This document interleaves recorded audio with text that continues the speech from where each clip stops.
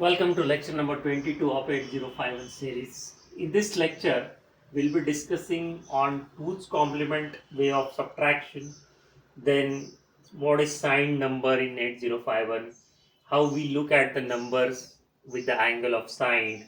Then using this knowledge, we can also look into how the short jump, long jump, whatever we discussed in previous lecture is executed, how that addresses can be calculated, where to jump and all that.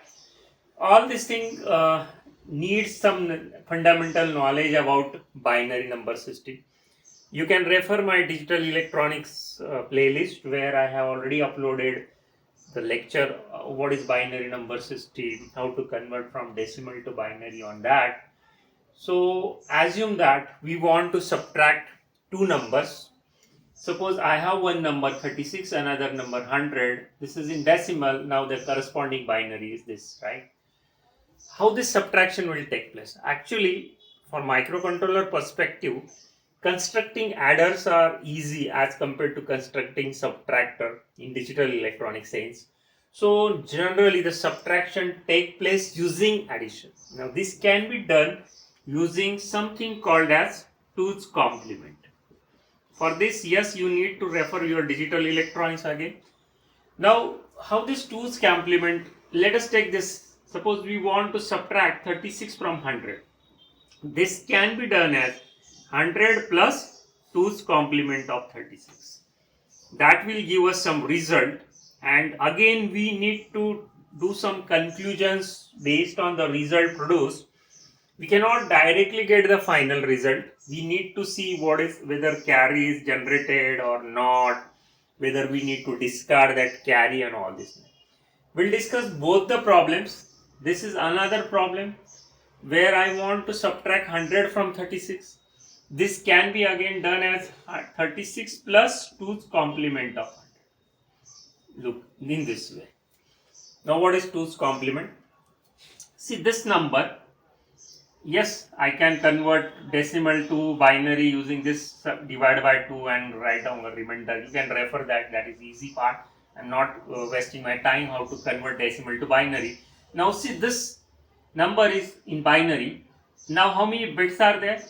6 bits are there. So what I will do, I will add extra zeros to make it as 8 bit like this. So what I will do here, let me write this 100, 100 and 2 zeros, right? So it is 8 bit now, 36. Now this is 36 in decimal and its corresponding binary. What? Now I want 2's complement of 36. I am going to do this task first.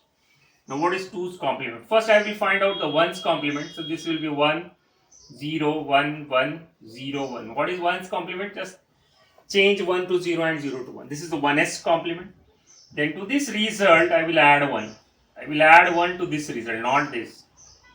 So this will be 1 plus 1, 0, carry 1, 1 plus 1, 0, carry 1, 1, 1, 0, 1. So in this way, this is a 2's complement of 36. Now, I want subtraction, but I will handle it using 2's complement way. So I will add, see binary of 100 is this much. I will add one extra 0 to make it at 8 bit. So finally I will take 100, right, plus the 2's complement of 36. Purposely the number of bits are same, right? So the addition 0 plus 0, 0, 1 plus 1, 0, carry 1. So 1 plus 1, 0, carry 1, 1 plus 1, 0, carry 1, 1 plus 1, 0, carry 1. So 1, 1, 1, so it will be 1 and carry, so 0 and finally there is a carry. This is the result actually. Now we have to conclude from this result, if extra bit is generated, if carry is generated, we need to discard this carry in 2's complement fashion. We need to discard this. So this is your final answer. Yes, you can check. This is actually 64. So you get the final answer. What happened? We are subtracting small number from big. So in that case, we get an extra bit. We need to discard it and this is the final result. Now what will happen if we do like this? So in this case, what will happen? So here 36, I will write 36, this 36, 00, 100, 100, plus 2's complement of 100, 2's complement of 100. Now what is 100? This is 100. So I will write first this 100, and first of all I will find out it 1's complement. Okay, this is the 1's complement plus 1. So it will get 1 plus 1, 0, 0, 1, 1, 1, 0, 0, 1, right? Let us add this 100, 111, 00. What will we get? 0, 0, 1 plus 1, 0, 0, 0, 0, 1. This is 1. See, I am just adding. What is this? 36 I have written as it is, 00, 100, 100. Then 100. 100 is this. This is 100. What I have done, first of all it's 1's complement. Just then adding 1 to that. So 1 plus 1, 0, 0, 1, 1, 1. Just adding that result. So I am getting this result, suppose here, with no extra bit here. See, 1 plus 1, 0, 1 plus 1, 0, 1 plus 1, 0, 1, 0. Okay. So here, if extra bit is not there, what is conclusion? You need to find out the 2's complement of this result, okay, to get the final result. Result is negative. See, here result is positive, here result is negative, and you need to find out the 2's of this one. So what will be 2's of this one to get the final result? So I will first find out the 1's complement, then I will add 1. So finally I will get the same result here. This is 64, but it is negative 64. Same result. But negative, how we will conclude negative? Looking at this extra carry. Carry is not there. We can say the result is negative, and to find out the exact result, we need to find out the 2's complement of result. This is what the method of 2's complement. The advantage of 2's complement is, for subtraction, you are performing addition. And that makes the life of hardware simple. Okay. So in this way, we see what is use of all these things. What is finally important to us is, when we talk about the subtract instruction in microcontroller world, when I will say subtract with borrow, actually the instruction available is SUBB. Actually for subtraction there should be two instructions, but here it is only one instruction available. In some microprocessor there is subtract with borrow, different. Okay, but here it is only one instruction. If you don't want subtract with borrow, make the carry flag 0, so it will be used as a simple subtraction. That's it. So anyway, when you want to perform something like SUBB A comma B, some sort of this type of instruction, actually this will be A minus B, result will be stored in A, but this subtraction will be performed in the 2's complement way. Result will be available. Now you need to decide how to further conclude from that result, and all those things that programmer should take care. So this is how the subtraction is performed. Now we'll discuss one more concept, that is the signed numbers in the microcontroller world. Now something signed numbers. Actually it is up to us whether we are looking at the number with the spect of sign. If you are not looking at number, considering they are not signed, you are looking them as unsigned, you will look at the number in different way. And if you are looking at the number considering they are signed, you will look at those same number in different way. How it happens? Let us assume we have an 8-bit register, maybe accumulator or any register. When we talk that it is unsigned number stored in that accumulator, what is happening? You consider the total 8-bit as a magnitude. So the minimum number is all as zeros to maximum number is 111, right? So this is the minimum and this is the maximum. So in decimal I can say this is 0, and in decimal I can say this is a 255, right?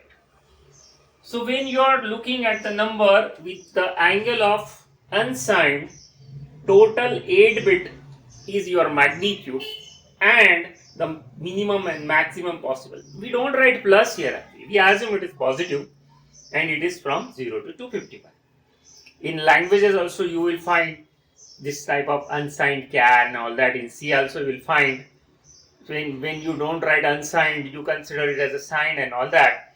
In languages like Java, you find that numbers are by default signed numbers.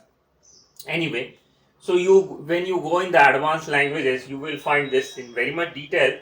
Right now, assume we have an 8-bit space, and in 8-bit space, when we say the number is unsigned, we are treating total 8 bits as a magnitude, and the possible values are from 0 to 255. In hexa, you will say 00 to FF. How to convert binary to hex? Like this, group of 4 bits. Okay. Now, when we see at the number with the angle of signed, what is happening? In that case, total 7 bit is a magnitude part and 1 bit is left for sign. So you don't have total 8 bit now, 7 bit is your magnitude. The first bit, the MSB, is treated as a sign bit. If MSB is 0, number is positive actually. And if MSB is 1, number is negative. So we can imagine if 0 is here, and what is the maximum range? So maximum possible positive number is from 0 to plus 120. Look at this. And what about the negative? I can say this number is negative. How? Because first bit 1. Now what is the magnitude? We need to find out the 2's complement again to find out what is the magnitude of this. So look at this. I say this is minus 1. How I can say this is minus 1? Because this is 1. So it is negative. And for this, we need to find out its 2's complement. So what will be the 2's complement of this number actually? If you find out the 2's complement, you will get its answer is 1. So it is a minus 1. In another language, when you want to store a negative number, you find out the 2's complement. And that 2's complement will come something like this. Suppose I want to store minus 128. How will you store? Okay, when you are thinking it is a sign, what you will do? You will find out the binary of 128. Suppose you will get some answer in binary, and that answer is suppose this. Okay, right. Then you will find out its 1's complement. Its 1's complement is this will be 0, 1, 1, 1, 1. Right. Then you will add 1 to find out the 2, so you will get the same answer like this number. So this is your minus 120, right? In this way, the possible 8-bit signed numbers in the 8051 is positive side 0 to plus 127, negative side minus 128 to minus 1. This is what the range is. Okay, if you see these numbers in an unsigned manner, then it will change. The same number will be 255. The number you are talking as a minus 1, if it is signed angle, will be 255 if it is unsigned. So it is up to you how you are looking at the same number. In computer world, ones and zeros, how we take them as, that depends. So see, for when you are storing an image, 1 and 0 is the photo. When you are storing them as a number, when you are storing as a sign, it is different. When it is storing as an unsigned, it is different. It is up to you how you are assuming. Now what is overflow? See, we had discussed in previous lecture, there is something called as an overflow flag. Now what is the need of that overflow? Suppose you want to perform addition on signed numbers. Suppose you want to perform addition plus 127 plus 1, that should come plus 128, right? Now how will you store plus 128 here? You cannot store. In such a case, when result exceeds, what will happen? Overflow flag will set to tell programmer that yes, we have exceeded the range of whatever can be stored in an 8-bit when you are looking at them as a signed. See, you can ignore. If it is unsigned addition, you are not thinking about the sign. You can say yes, 128 can be stored in 8-bit. In that case, you neglect the overflow flag. So overflow flag will be there. It is up to you whether you want to consider overflow flag or not to be considered. Not to be considered, if it is angle, you are looking at the angle of unsigned, and consider if you are looking at the angle of signed. So this is important. Now why we are discussing all these things? Actually, previous lecture we were discussing about the long and short jump. I was just telling you that program counter plus 127 to minus 128 is what the range where short jump can be taken. All the conditional jumps are short jump. How those things are happening, now we'll discuss. We'll discuss how we can treat the numbers as a sign while calculating the addresses. We'll discuss one sample code with their machine language codes, a sample programming assembly with machine language codes, and find out how jumps are calculated, how we can go for short jump, how we can go for long jump. That discussion is needed. That's why we revised all these things. Of course, all these things will be needed in subtract instruction as well as when we are talking about the overflow flag, when we are talking about the signed numbers arithmetic and all that. Okay, so next part is I will write one assembly program and we'll discuss calculations of short and long jumps, how it happens and how the concept of signed number is useful in that. So I have written one ready assembly program here. The meaning of program is not important. What it is going to do. Purposely, I have written some machine codes, corresponding machine code. This is the actual program which is understood by microcontroller, right? Even in any computers, finally computer can understand ones and zeros. This is I have written in hex codes. We can convert it into binary, so that ones and zeros is the real language. Okay. So what is happening here? This instruction, actually, these are the addresses of code memory, right? We have studied in 8051, we have internal 4 kilobyte of ROM, the addresses ranging from 00 to FFF. So let us, this is the first location.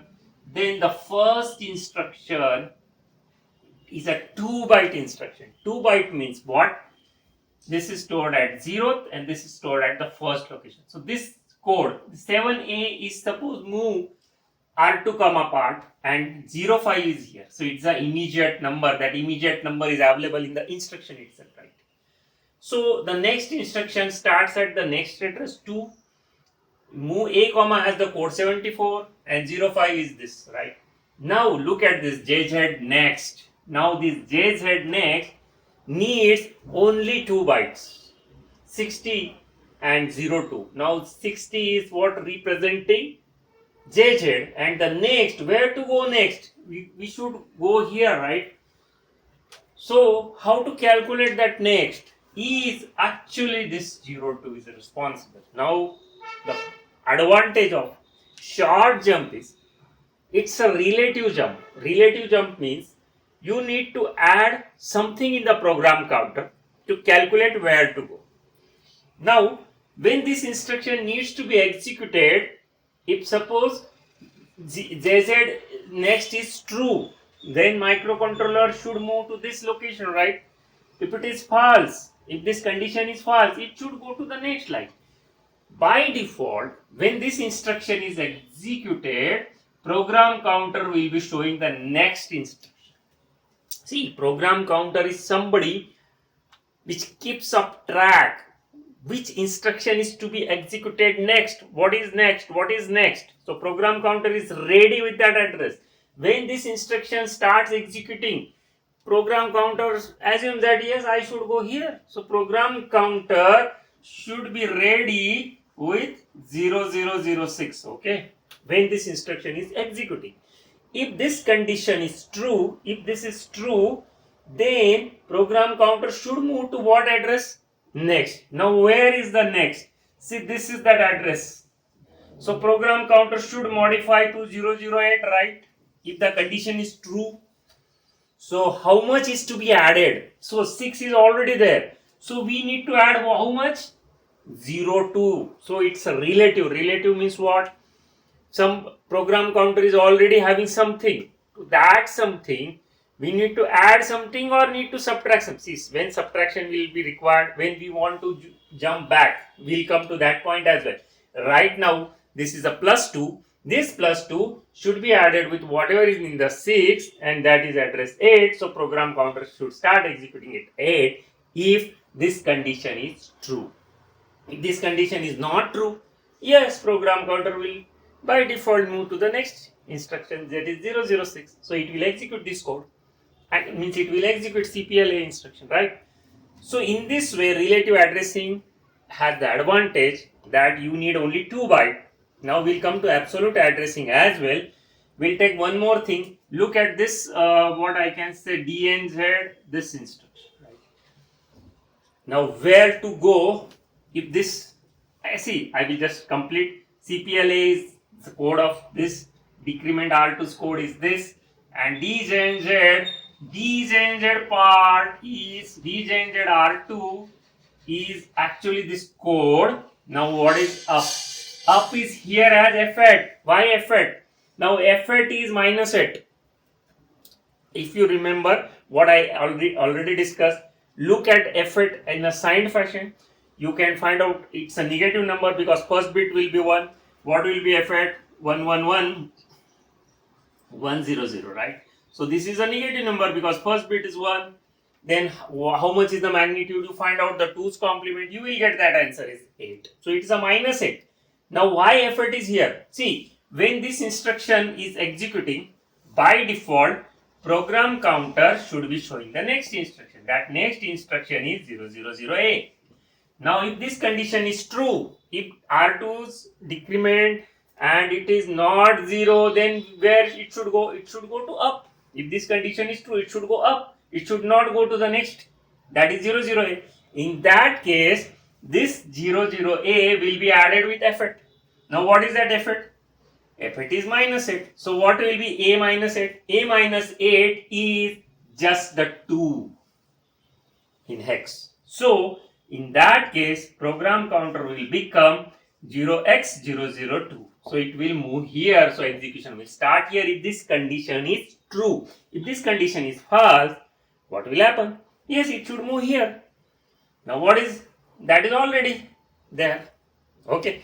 So in this way, we can either add something into program counter, we can subtract something from program counter. That is what called as a relative way of doing this. Now why it is short jump? How much we can add? See, we have already discussed, we have discussed that minus 128 to plus 127 is the possible 8-bit signed range. So program counter, we can add this much or subtract this much maximum. So we can, our label should not be too much far crossing this range. That's why we call them as a short jump. Now question arises, sir, if suppose we want to jump, we want to execute condition and we want to go long. So yes, in that case, at that label, suppose up is your label, you can then write LJMP then again. That is possible always. So you can handle in different way. In that case, you need to use something called as LJMP. Now what is LJMP? Now LJMP, I'll just complete this. SJMP here. Again, it's a short jump. Now what is here?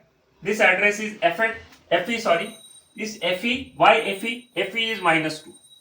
FE is minus 2. See, when this instruction is executing, program counter will be by default showing the next address, that is 0000C. Okay, and you want to stay here only, then what you will do? You should subtract minus 2 and then you will come back here, right? That's why it is FE. So FE is minus 2. Why minus 2? Because C minus 2 is 8. A. So program counter will just come back here, right? It will, and see, apart from this, after this is a knob just only. So only your program is this much. Black color is what? Assembler directives. So real program is this much. Okay. So you understood how the calculations are taking place. PC relative. Now we'll come to one more jump. That is LJMP. How that LJMP is there. Okay. Let me complete here. It is end. Now what is this? Suppose you don't write SJMP, you write LJMP here. It will work. What will happen? In that case, your code will not be 2 byte, your code will be 3 byte, and that will be 020008. Now why 3 byte? This is absolute address. Address of this place itself. So you are telling program counter, whatever you are having, forget it, feed it with this much. So that is a 16-bit number. So when you are talking of absolute addressing, you can go anywhere from 00000 to FFFFFH. So that is total 64 kilobyte of space. You can go anywhere. But the drawback is you need one more extra byte. So it is a 3 byte instruction, and that SJMP, whatever the short jumps were, 2 byte instruction. In microcontroller world, every byte is important because we have very limited memory space, limited code memory. That's the reason sometimes instead of writing LJMP, we'll be mostly writing SJMP. If you really want to move long in the 64 kilobyte space, yes, you should use LJMP. Otherwise, if you want to move, just like when you want to go in a colony, you will prefer a two-wheeler instead of four-wheeler to save the petrol and all those things. If you really want to go long, then you take a four-wheeler. Similarly, SJMP and LJMP you can consider.